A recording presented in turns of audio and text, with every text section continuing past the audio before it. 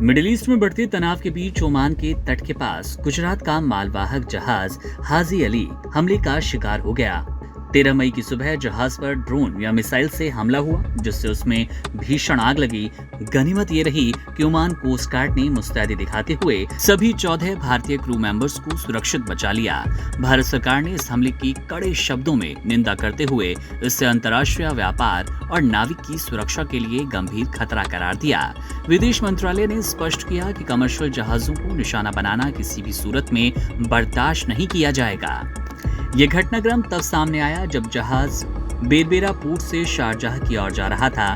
तड़के करीब 3:30 पर जहाज हॉर्मुज स्ट्रेट के करीब ओमान के समुद्री क्षेत्र में था।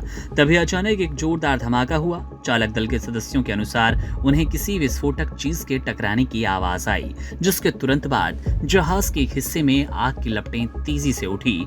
आग इतनी तेज थी, जहाज को बचाना असंभव हो गया।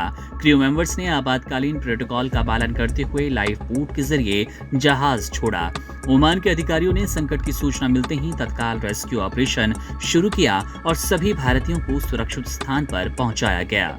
भारतीय विदेश मंत्रालय ने इस मानवीय सहायता के लिए ओमान सरकार का आभार व्यक्त किया और कहा, हमारी प्राथमिकता अपने नागरिकों की सुरक्षा सुनिश्चित करना है। भारत ने इस मुद्दे पर वैश्विक समुदाय का ध्यान खींचते हुए नेविगेशन की स्वतंत्रता और वाणिज्यिक सुरक्षा पर जोर दिया। आधिकारिक बयान में कहा गया कि निर्दोष सिविलियन क्रू को खतरे में डालना और अंतर्राष्ट्रीय जल क्षेत्र में बाधा उत्पन्न करना वैश्विक अर्थव्यवस्था और सुरक्षा के लिए हानिकारक है। भारत ने बार बार इस बात को दोहराया कि समुद्री व्यापारिक मार्गों को सैन्य संघर्षों से दूर रखना चाहिए। ये हमला न केवल एक जहाज पर हमला था, बल्कि यह हिंद महासागर और उससे सटे समुद्री गलियारों में असुरक्षा के बढ़ते माहौल को दर्शाता है, जो कि भारत के व्यापारिक हितों के लिए चिंता का विषय है। उल्लेखनीय है कि पिछले कुछ दिनों में ये दूसरी घटना है जिसने भारतीय शिपिंग उद्योग को हिलाकर रख दिया। इससे पहले 7 मई को गुजरात के द्वारका का एक अन्य मालवाहक जहाज MSV AL फैज नूर सुलेमानी इस क्षेत्र में फायरिंग की चपेट में आया और उस वक्त वो जहाज अमेरिका और ईरान की नौसेनाओं के बीच हो रही क्रॉस फायरिंग का शिकार हुआ था। लगातार हो रही इन घटनाओं ने हॉर्मुज स्ट्रेट और ओमान की खाड़ी में सुरक्षा की व्यवस्थाओं पर बड़े सवाल खड़े किए। इस क्षेत्र में दुनिया का एक बड़ा तेल व्यापार सीधे तौर पर गुजरता है।